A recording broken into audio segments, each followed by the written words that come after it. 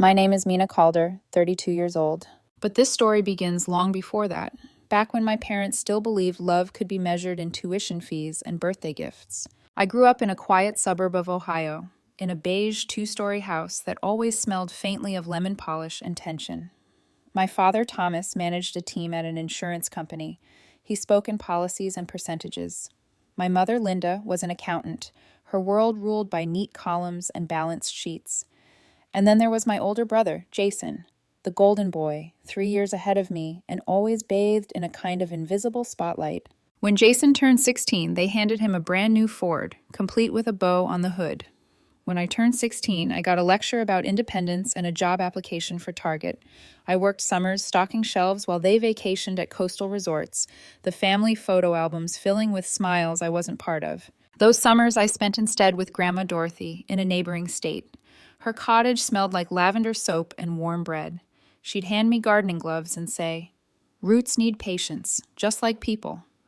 She was the only one who saw me as more than a financial inconvenience.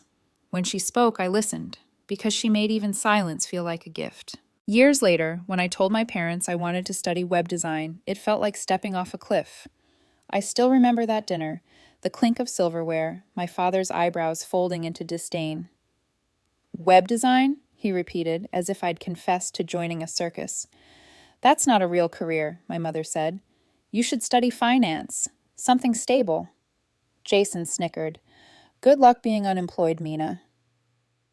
Their words landed like stones, but Grandma's voice echoed louder in my head. "Build your own life." So I did. I worked 40 hours a week between two jobs, took night classes, and drank coffee like oxygen. When I finally graduated at 22, I moved to Columbus and got my first job at a small digital agency. It wasn't glamorous, but it was mine. I rented an apartment with a roommate named Megan, and for the first time, I could breathe without feeling judged. For 5 years, I built a modest life. Holidays came and went. I sent my parents polite cards and heard nothing back. The only person I called was Grandma. She'd ask, "Are you eating enough?" and end every call with, "I'm proud of you, darling." Then everything collapsed. One gray morning, I arrived at work to find a sign taped to the agency door, "Bankrupt, closed effective immediately." Just like that, I was jobless, says she. That same week, Megan announced she was moving in with her boyfriend. Rent doubled overnight. I drained my savings searching for work, but rejection letters piled up like unpaid bills. After 3 desperate months, I faced eviction. I swallowed my pride and dialed home. "Dad, I need help," I said quietly. "I lost my job. I just need $2,000 for 1 month's rent until I find something." There was a pause, long enough for hope to fade. "These are the consequences of your choices," he said. "Thomas," I heard my mother say in the background, "Jason's MBA tuition is due. We can't afford to bail her out. Please, just..." Click. I sat there staring at the phone until the screen dimmed. Then I packed what little I had, clothes, laptop, a few keepsakes, and drove through the rain to their house. It was pouring when I reached their driveway. The porch light glowed like a watchful eye. I rang the bell, soaked to the bone. My father opened the door, but didn't step aside. "Dad, I have nowhere else to go," I said, my voice trembling. "Can I stay here a few weeks? Just until I get back on my feet." He looked past me, toward the car packed with boxes. "No," he said flatly. "Thomas," my mother whispered behind him, "the HOA meeting is tomorrow. This isn't appropriate timing." "Mom, please," I begged. "Just a few days." The door clicked shut before I finished the sentence. I stood there, rain streaming down my face, not sure which part of me hurt more, the cold or the rejection. Eventually, I got back into my car and drove aimlessly until I ended up in a Walmart parking lot. That's where I slept for the first time. The nights blurred together, the hiss of rain on the windshield, the taste of cheap coffee, the sting of humiliation.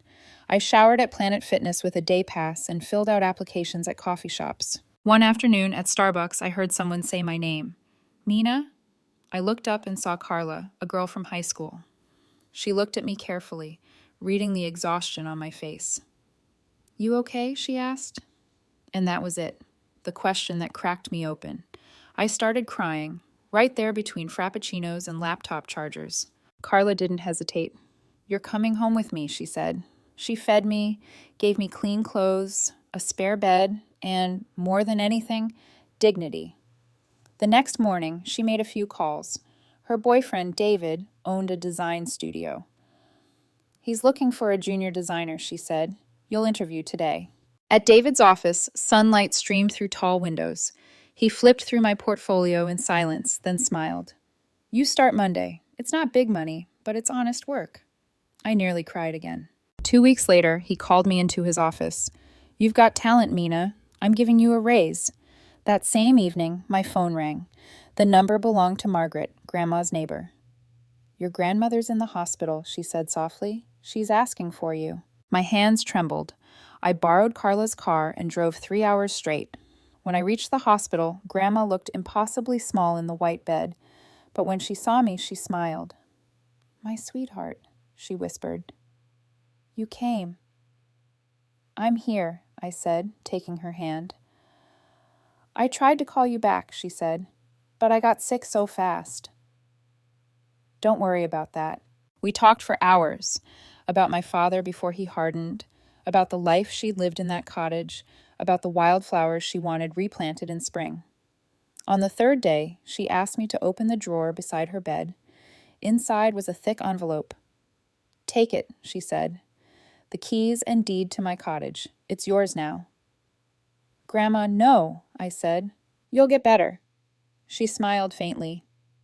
"We both know that's not true. I want you to have a home, one that's truly yours." That night, she passed away holding my hand. The funeral was small. My parents and Jason sat in the front row, faces carved from stone. After the service, Grandma's lawyer gathered us for the reading of her will.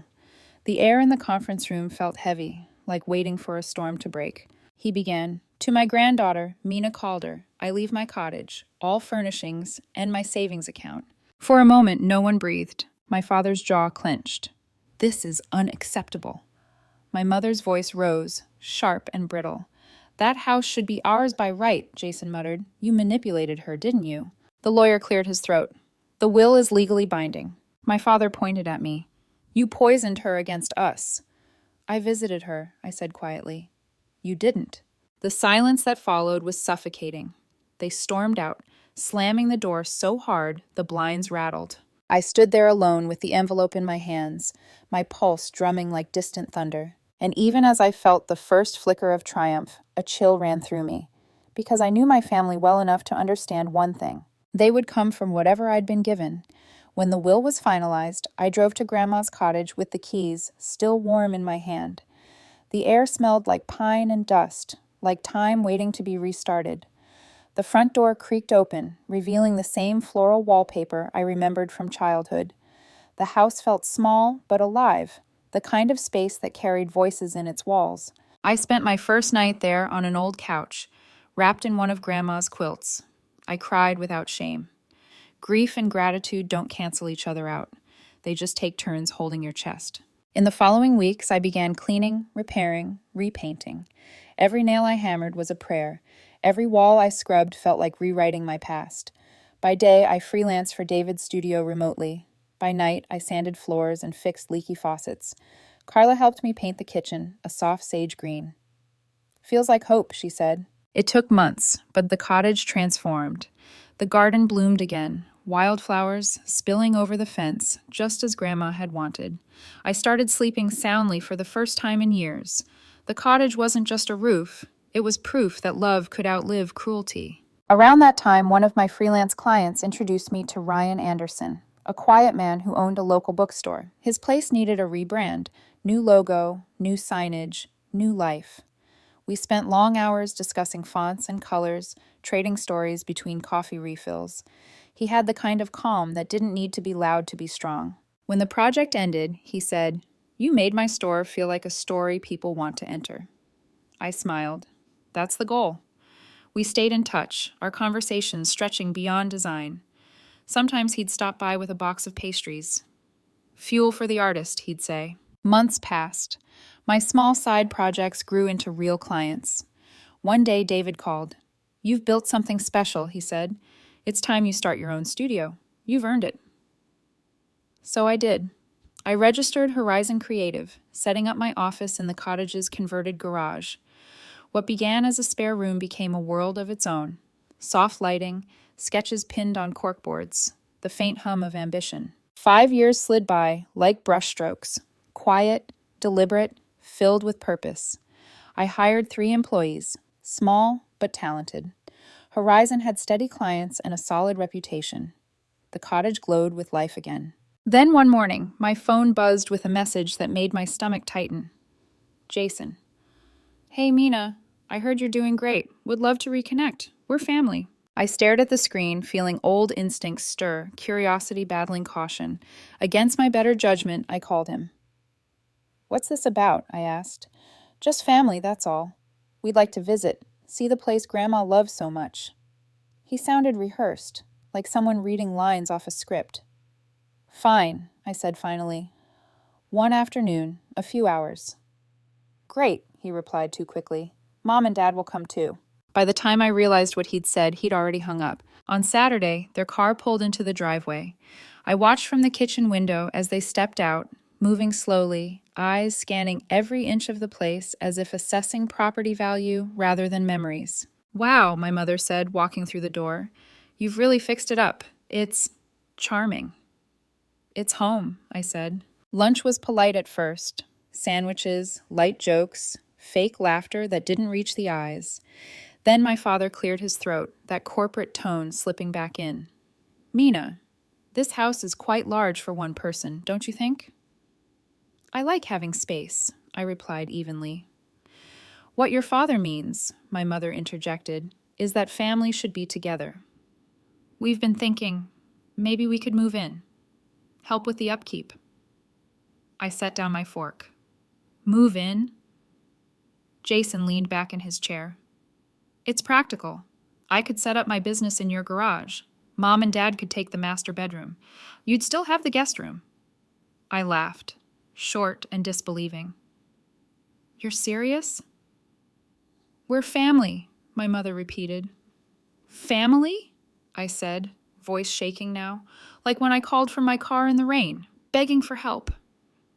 That was different, my father snapped. How exactly?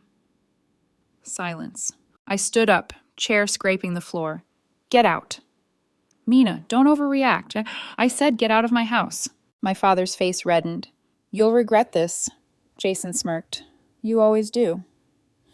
I held the door open. They walked out, but my father paused on the threshold. His gaze flicked toward the back door, a small, almost imperceptible glance, before he stepped into the sunlight. The moment the door closed, I locked it twice. My hands were shaking, but my voice, when I whispered to myself, was steady. They won't take this from me. That night, I couldn't sleep. I kept replaying his glance at the back door, the way Jason's tone dripped with certainty. I checked every window, every latch. Finally, I exhaled and tried to calm myself. Maybe it was just paranoia. Weeks passed. Life settled back into routine. Design meetings, late nights, quiet dinners with Ryan. Then he came home one evening holding 2 conference tickets. Chicago, a 3-day event on branding and marketing, he said. We deserve a break. I hesitated, thinking of my father's words. Then I forced a smile. You're right, let's go. We packed light, leaving early Friday morning. The drive was filled with music and laughter. For the first time in months, I felt weightless. The conference was everything we hoped. Creative, inspiring, full of possibility. On the second day, while Ryan was talking to a colleague, my phone buzzed. A text from Margaret. Mina, there are people at your house. I saw them carrying things inside. My heart stopped. I opened my security app. The Ring camera feed flickered to life. The footage showed my father at the back door, tools in hand. He crouched down, twisting something near the lock. Seconds later, the door opened. My mother and Jason followed, lugging boxes. My throat went dry. I called Jason immediately. What the hell are you doing? We're moving in, he said calmly. This is a family home. We have every right. You broke into my house, he chuckled. We didn't break in. We entered. And if you try to stop us, we'll challenge Grandma's will, prove she wasn't mentally stable. You're bluffing. Try us. He hung up. I looked at Ryan, who had just returned with 2 coffees. My hands were shaking so hard I almost dropped my phone. "What happened?" he asked. "They broke in," I whispered. "They're in the house." Ryan didn't hesitate. "We're going home, now." As we sped down the highway, the world outside blurred. Exit signs, headlights, the pulse of anger pounding in my ears. 4 hours later, we turned into the driveway. Their cars were there. My chest tightened. Inside, everything was wrong. My family had rearranged the furniture, hung their photos on my walls. My father's clothes filled my closet. My mother's perfume clung to the air. Jason stood in the living room like he owned it. "You weren't supposed to be back yet," he said casually. "Get out of my house." "No," my father said. "You have no husband, no children, no need for all this space. We're staying." I pulled out my phone. "Then I'm calling the police." He crossed his arms. "We'll tell them we were invited. Family can't trespass." "I have footage," I said, "of you picking my lock." His face drained of color. 20 minutes later, police sirens sliced through the night. 2 officers stood on the porch, flashlights sweeping across the garden that Grandma once tended. Their lights found the broken lock, the scattered footprints, the boxes shoved against the wall. "Ma'am," one officer said, his voice calm but firm, "can you show us the footage?" I handed him my phone. The video played, silent but damning. My father crouched by the lock, Jason hauling boxes, my mother stepping in last with a tote bag clutched to her chest. The officer turned toward them. "You have 30 minutes to pack your belongings and leave this property. If you're not gone by then, you'll be arrested." My mother started crying.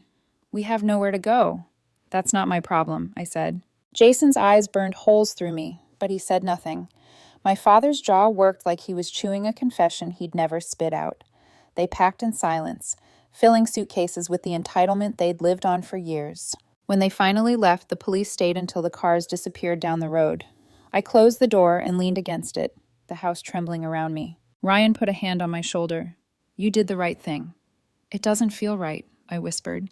"It feels like burning a bridge I spent my life begging them to cross." He didn't say anything, just wrapped his arms around me until the shaking stopped. The next morning, I filed an official report. The officers advised me to install new locks, even stronger ones. One of them, a middle-aged woman with kind eyes, said, "You'd be surprised how often this happens when families involved. Document everything, and don't let guilt make you unsafe." I nodded, but guilt already sat heavy on my chest. 2 days later, detectives came to collect evidence. They took fingerprints, photos, and copies of the security footage. "We'll investigate further," one said. "Breaking and entering is serious, even if they're family." A week later, I got a call from the police department. "We found something," the detective said. "Do you have a minute?" He emailed me screenshots, a WhatsApp group chat titled Family Plan. The participants, Thomas, Linda, and Jason Calder. My stomach turned as I scrolled. Dad, "She's alone and weak. She'll give in eventually." Jason, "If she fights us, we'll threaten to contest the will." Mom, "We deserve that house more than she does." Each message was a cut, slow and deliberate. This hadn't been desperation. It was strategy. The detective sighed. "They've been planning this for weeks. That chat's all the evidence we need." I thanked him, though the word felt meaningless. How do you thank someone for proving your worst fears true?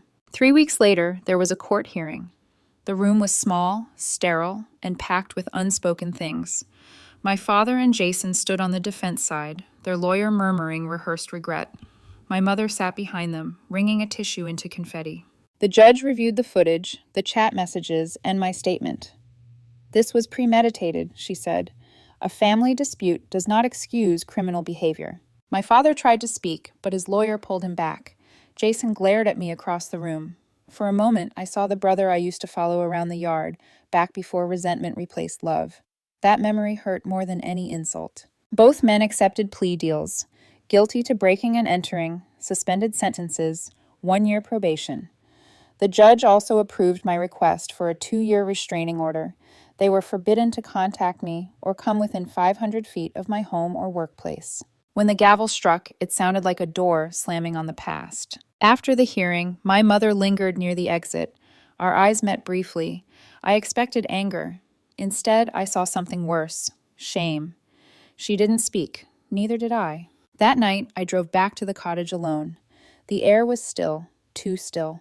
I parked, walked up the path lined with flowers Grandma had loved, and stood on the porch. For a moment, I hesitated before unlocking the door. What if they'd left something behind? A note? A threat? A ghost of their presence? Inside, everything looked the same, but the house felt different. The air carried a tension, like static before lightning. I moved from room to room, the kitchen, the hallway, the office, checking locks, windows, drawers, nothing out of place. Still, the silence pressed in.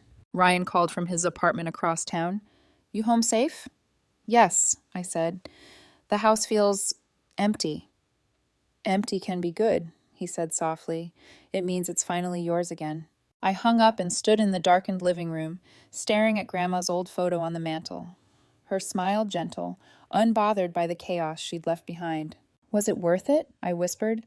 "Loving people who never learned how to love back?" The only answer was the hum of the refrigerator and the low creak of the floorboards. I told myself it was over, that justice had been served, and I could finally move on.